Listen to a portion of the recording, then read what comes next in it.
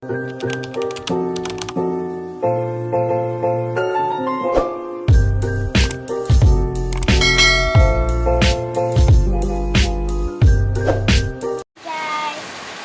back to Young Vloggers.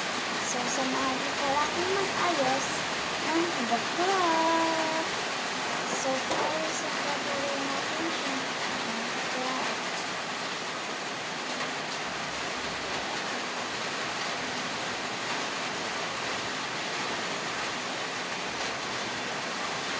So, guys, gusto ko mag-ikot ng hawakan ko lang siya.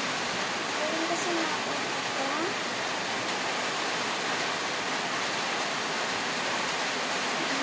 Yan.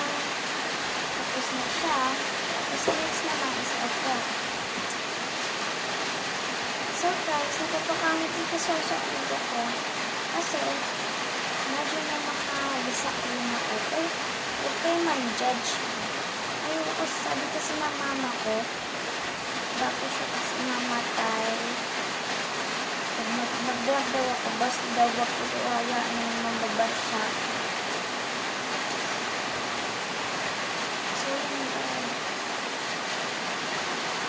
Bye-bye! Hanggang dito na lang!